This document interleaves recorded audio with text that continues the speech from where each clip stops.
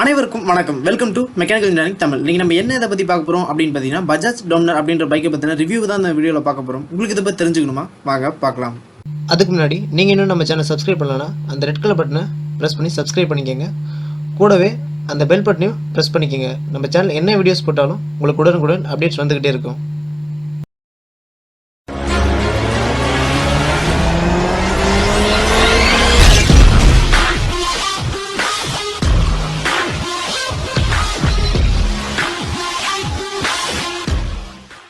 இந்த பஜாஜ் டோமினர் அப்படின்ற ஒரு பைக்கை பார்த்தோம் அப்படின்னா, ராயல் என்ஃபீல்டுக்கு போட்டியாக களமிறக்கப்பட்ட பைக் அப்படின்னு பார்த்தா இந்த பஜாஜ் டோமினர் பைக்ஸ் அப்படின்னு சொல்லலாம்.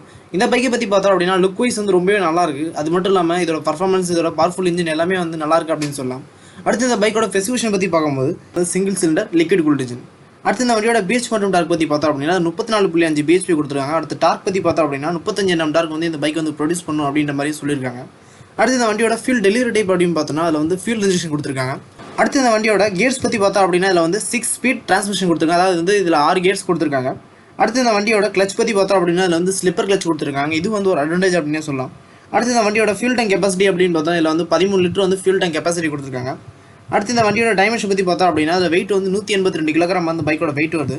அடுத்து லென்த் அப்படின்னு பார்த்தோம்னா 2156 mm வந்து இந்த பைக்கோட லென்த் வருது. அடுத்து விட்த் அப்படின்னு பார்த்தோம்னா 813 mm வந்து இந்த பைக்கோட விட்த் வருது. அடுத்து ஹைட் அப்படின்னு பார்க்கும்போது வந்து 1112 mm வந்து இந்த பைக்கோட ஹைட் வருது. அடுத்து வீல் பேஸ் அப்படின்னு பார்த்தோம்னா 1453 mm வந்து இந்த பைக்கோட வீல் பேஸ் வருது.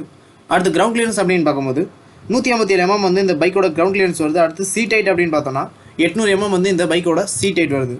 அடுத்து வண்டியோட வீல் மற்றும் டயர் பற்றி பார்த்தோம் அப்படின்னா வந்து 17 inch அலாய் வீல் கொடுத்துருக்காங்க. அடுத்து டியூப்லெஸ் டயர் தான். அடுத்து சஸ்பென்ஷன் பற்றி பார்க்கும்போது ஃப்ரண்ட் வீல் வந்து டெலஸ்கோப்பிக்கும் ரேர் வீலில் வந்து மோனோஷாக் அப்சார்பரும் கொடுத்துருக்காங்க.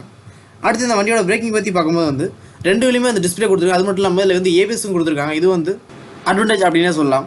அடுத்து இந்த வண்டியோட இன்ஸ்ட்ருமெண்ட் கிளஸ்டர் அப்படின்னு பார்த்தோன்னா ஃபுல் டிஜிட்டல் கொடுத்துருக்காங்க. ஸ்பீடோமீட்டர், ஓடோமீட்டர், டேக்கோமீட்டர் இது எல்லாமே வந்து டிஜிட்டலில் கொடுத்துருக்காங்க. அடுத்து இந்த வண்டியோட ஹெட்லைட் மற்றும் டெய்லைட் பற்றி பார்த்தோம் அப்படின்னா ஹெட்லைட்டும் எல்இடியில் கொடுத்துருக்காங்க. டெய்லைட்டும் வந்து பார்த்தீங்கன்னா எல்இடியில் கொடுத்துருக்காங்க. அடுத்து இந்த வண்டியோட மைலேஜ் அப்படின்னு பார்க்கும்போது வந்து 27 km/லிட்டர் அப்படின்ற மாதிரி வந்து பஜாஜ் தரப்புலாம் சொல்லியிருக்காங்க. ஆனால் நம்ம எவ்வளோ எதிர்பார்க்கலாம் அப்படின்னு பார்த்தீங்கன்னா ஒரு 20 to 25 வரையும் இதோட மைலேஜ் வந்து நம்ம கண்டிப்பாக எதிர்பார்க்கலாம். அடுத்து இந்த வண்டியோட டாப் ஸ்பீட் அப்படின்னு பார்த்தீங்கன்னா 155 km/h அப்படின்ற மாதிரி வந்து பஜாஜ் தரப்புல சொல்லியிருக்காங்க. அடுத்து இந்த பைக் வந்து என்ன வேரியன்ட்ல வந்து அவைலபிள் இருக்கு அப்படின்னு பார்த்தீங்கன்னா ஒரே வேரியன்ட்ல தான் அவைலபிள் இருக்கு. அதாவது வந்து ரெண்டு வேலையுமே டிஸ்க் வச்சு அப்புறம் வந்து டியூல் சேனல் ஏபிஎஸ்ல வந்து ஒரு வேரியன்ட் வந்து அவைலபிள் இருக்கு. அடுத்த ஒரு விலை வந்து எவ்வளவு வருது அப்படின்னு பார்த்தீங்கன்னா சென்னையோட ஆன் ரோட் பிரைஸ்க்கு வந்து 1,90,000 வரை இதோட விலை வந்து வருது. அடுத்து இந்த பைக்கோட அட்வான்டேஜ் மற்றும் டிஸ்அட்வான்டேஜ் பத்தி பார்த்தலாம். முதல்ல அட்வான்டேஜ் பத்தி பார்த்தோம் அப்படின்னா முதல் விஷயம் வந்து இன்ஜின். இதுல வந்து பவர்ஃபுல் இன்ஜின் கொடுத்துருக்காங்க. ஒரு பர்ஃபார்மன்ஸ் வந்து ரொம்பவே நல்லா இருக்கு அப்படின்னு சொல்லலாம். இது வந்து ஒரு அட்வான்டேஜ் அப்படின்னு சொல்லலாம். அடுத்த விஷயம் என்ன அப்படின்னு பார்த்தீங்கன்னா ஹெட்லாம்ப். இதில் வந்து பார்த்தீங்கன்னா எல்இடி ஹெட்லாம்ப் கொடுத்துருக்காங்க. ஹெட்லைட்டாக இருக்கட்டும் டெய்லைட்டாக இருக்கட்டும் ரெண்டுமே வந்து எல்இடி கொடுத்துருக்காங்க. இது வந்து ஒரு அட்வான்டேஜ் அப்படின்னு சொல்லலாம். அடுத்த விஷயம் என்ன பார்த்தீங்கன்னா சேஃப்டி. இதில் வந்து டியூல் சேனல் ஏபிஎஸ் கொடுத்துருக்காங்க. இது வந்து ஒரு அட்வான்டேஜ் அப்படின்னு சொல்லலாம். அடுத்த விஷயம் என்ன பார்த்தீங்கன்னா லுக். பைக் வந்து ஒரு லுக்காக இருக்குது. இதோட டிசைன் வந்து ரொம்ப நல்லா இருக்குது. இது வந்து ஒரு அட்வான்டேஜ் அப்படின்னு சொல்லலாம். அடுத்த விஷயம் பார்த்தீங்கன்னா இன்ஸ்ட்ருமெண்ட் கிளஸ்டர். இந்த இன்ஸ்ட்ருமெண்ட் கிளஸ்டர் வந்து ஃபுல் அண்ட் ஃபுல் டிஜிட்டல் கொடுத்துருக்காங்க. இதோட வேலையில் வந்து ரொம்ப அக்யூரேட்டாக இருக்குது அப்படின்னு சொல்லலாம். இது வந்து ஒரு அட்வான்டேஜ் அப்படின்னு சொல்லலாம். அடுத்து இந்த பைக்கோட டிஸ்அட்வான்டேஜ் பற்றி பார்த்தோம் அப்படின்னா முதல் விஷயம் வந்து வெயிட். இதோட வெயிட் வந்து ரொம்ப ஹெவியாக கொடுத்துருக்காங்க. இதோட வெயிட் வந்து பார்த்தீங்கன்னா 182 கிலோகிராம் வருது. இது வந்து ஒரு டிஸ்அட்வான்டேஜ் அப்படின்னு சொல்லலாம். அடுத்த விஷயம் என்னன்னு பார்த்தீங்கன்னா ஃபியூல் டேங்க் கெப்பாசிட்டி. இதோட ஃபியூல் டேங்க் கெப்பாசிட்டி அப்படின்னு பார்த்தோம்னா 13 லிட்டர் கொடுத்துருக்காங்க. இந்த ஃபியூல் டேங்க் கெப்பாசிட்டி வந்து ரொம்ப கம்மியாக இருக்குது. ஏன்னா வந்து இந்த மைலேஜ் வந்து கம்மியாக இருக்கும். இப்போ ஃபியூல் டேங்க் கெப்பாசிட்டி வந்து கம்மியாக இருந்தது அப்படின்னா இந்த பைக் வந்து ஒரு லாங் டிரைவ் வந்து ஒரு நல்ல பைக்காக இருக்கும்போது நம்ம ஒரு குறிப்பிட்ட கிலோமீட்டர் போனதுக்கப்புறம் வந்து அடிக்கடி வந்து நம்ம பெட்ரோல் பங்க் வந்து தேட வேண்டிய வேலை இருக்கும். இது வந்து ஒரு டிஸ்அட்வான்டேஜ் அப்படின்னு சொல்லலாம். அடுத்த விஷயம் என்னன்னு பார்த்தீங்கன்னா மைலேஜ். இந்த மைலேஜ் வந்து இந்த சிசிக்கு ஏற்ற மைலேஜாக இருந்தாலும் அதாவது ஒரு 400 சிசிக்கு வந்து இது ஒரு நல்ல மைலேஜாக இருந்தாலும் ஒரு மைலேஜ் அப்படின்னு கன்சிடர் பண்ணுறவங்களுக்கு வந்து ஒரு 20 to 25 மைலேஜ் வந்து ரொம்ப கம்மியான மைலேஜ் அப்படின்னு சொல்லலாம். இது வந்து ஒரு டிஸ்அட்வான்டேஜ். அடுத்து இந்த பைக் வந்து வாங்கலாமா வேணாமா அப்படின்ற பற்றி பார்த்தலாம். பொதுவாக வந்து நம்ம ரிவ்யூ வந்து எந்த பைக்குமே வந்து வாங்க வேணாம் அப்படின்ற மாதிரி சொல்ல மாட்டோம். காரணம் என்ன அப்படின்னு பார்த்தீங்கன்னா எந்த பைக்காக இருந்தாலும் யாருக்காவது உதத்த வந்து பயன்படும்.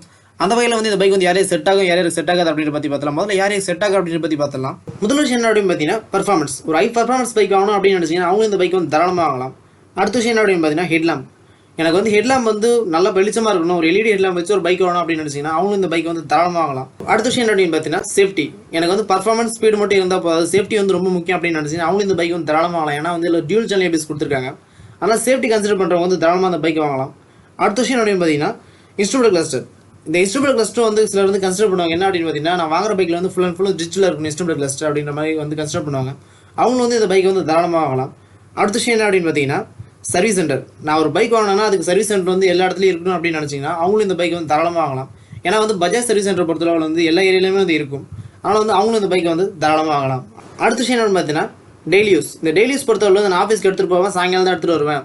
அது அப்படின்றப்போ சிலர்லாம் வந்து பார்த்தீங்கன்னா எனக்கு மைலேஜ் வந்து ரொம்ப முக்கியம் கிடையாது, எனக்கு வந்து பர்ஃபார்மன்ஸ் இருந்தால் போதும் அப்படின்றப்போ டெய்லி யூஸ் பண்ணுறவங்களும் வந்து இந்த பைக் வந்து தாராளமாக வாங்கலாம். அவங்களுக்கு இந்த பைக் வந்து தாராளமாக செட் ஆகும் அப்படின்னு சொல்லுவாங்க. அடுத்த விஷயம் வந்து யாருக்கெல்லாம் இந்த பைக் வந்து செட் ஆகுது அப்படின்ற பற்றி பார்த்தலாம். முதல் விஷயம் வந்து மைலேஜ். இந்த மைலேஜ் அப்படின்னு கன்சிடர் பண்ணும்போது வந்து இந்த பைக் வந்து செட் ஆகாது அப்படின்னு சொல்லலாம். காரணம் என்ன அப்படின்னு பார்த்தீங்கன்னா, இது வந்து சிசிக்கு ஏற்ற மேலே, அதாவது 400 சிசிக்கு ஏற்ற மைலேஜாக இருந்தாலும் ஒரு மைலேஜ் அப்படின்னு கன்சிடர் பண்ணி மைலேஜ் முக்கியம் அப்படின்ற மாதிரி கன்சிடர் பண்ணி பைக் வாங்க போகிறாங்க அப்படின்னா உங்களுக்கு வந்து இந்த பைக் வந்து செட் ஆகாது அப்படின்னு சொல்லலாம். அதனால் வந்து மைலேஜ் கன்சிடர் பண்ணுறவங்க வந்து இந்த பைக் அவங்க தவிர்க்க நல்லது அப்படின்னு சொல்லுவேன். அடுத்த விஷயம் என்னன்னு பார்த்தீங்கன்னா 10%. அதாவது வந்து கொஞ்சம் ஒல்லியாக உள்ளவங்களும் இந்த பைக் அவங்க தவிர்க்க நல்லது அப்படின்னு சொல்லுவேன். ஏன்னா வந்து இதில் வந்து 182 கிலோகிராம் அந்த பைக்கோட வெயிட் வருது. அவங்களாம் அந்த பைக்கை வந்து ஹேண்டில் பண்ணுறது கொஞ்சம் கஷ்டமாக இருக்குது அப்படின்னு சொல்லலாம். அதனால் வந்து ரொம்ப ஒல்லியாக உள்ளவங்களும் வந்து இந்த பைக் அவங்க தவிர்க்க நல்லது அப்படின்னு சொல்லுவேன். அடுத்த விஷயம் என்ன அப்படின்னு பார்த்தீங்கன்னா டெய்லி யூஸ். இந்த டெய்லி யூஸ் பொறுத்தவரை வந்து இந்த ஆஃபீஸில் எடுத்துகிட்டு போவாங்க, போயிட்டு காலையில் நிப்பாட்டி சாயங்காலம் எடுத்துகிட்டு அவங்களும் அந்த பைக் வந்து செட் ஆகும். ஆனால் வந்து சிலர்லாம் வந்து பார்த்தீங்கன்னா இந்த சேல்ஸ்மேன், அப்புறம் வந்து இந்த அமேசான் மற்றும் ஃப்ளிப்கார்ட் இந்த மாதிரி நிறுவனங்கள்லாம் வந்து டெலிவரி பாய் வந்து ஒர்க் பண்ணுவாங்க. அவங்களாம் வந்து ஒரு கடன்பட்டால் ஒரு பைக் வாங்கிடுவாங்க. ஆனால் அவங்களாம் வந்து பார்த்தீங்கன்னா இந்த மைலேஜ் அப்படின்ற விஷயம் வந்து ரொம்ப பெருசாக தெரியும். ஏன்னா வந்து டெய்லி யூஸ் பண்ணுறாங்க, ஒரு பைக்லேயே தான் வேலை இருக்குது அப்படின்றப்போ அவங்களும் வந்து இந்த பைக்கை வாங்க தவிர்க்க நல்லது அப்படின்னு சொல்லுவாங்க. ஏன்னா வந்து மைலேஜ் வந்து கம்மியாக கிடைக்கும். அது மட்டும் இல்லாமல் இதோட மெயின்டெனன்ஸ் வந்து அதிகம். ஆனால் வந்து இந்த மாதிரி தேவைகள்லாம் வந்து பைக் வாங்குறவங்க வந்து இந்த பைக்கை அவங்க தவிர்க்க நல்லது அப்படின்னு சொல்லுவேன். உங்களுக்கு இந்த தகவல் வந்து ஒரு பயனுள்ள தகவலாக இருக்கும் அப்படின்னு நினைக்கிறேன். உங்களுக்கு இதே மாதிரி வந்து வேறு ஏதாவது பைக்கை பற்றி ரிவ்யூ தெரியும் அப்படின்னு நினச்சிங்கன்னா அந்த பைக்கோட பேர் வந்து கமெண்ட்ல சொல்லுங்கள். அந்த பைக்கோட ரிவ்யூ வந்து கூடிய விரைவில் வந்து அப்லோட் செய்யப்படும். மேலும் இது போன்ற வந்து பல தகவல்கள் அது நம்ம தமிழ் மூலம் தெரிஞ்சுக்கணும் அப்படின்னு நினச்சிங்கன்னா அந்த சேனலை சப்ஸ்கிரைப் பண்ணுங்கள், லைக் பண்ணுங்கள், ஷேர் பண்ணுங்கள். நன்றி, வணக்கம்.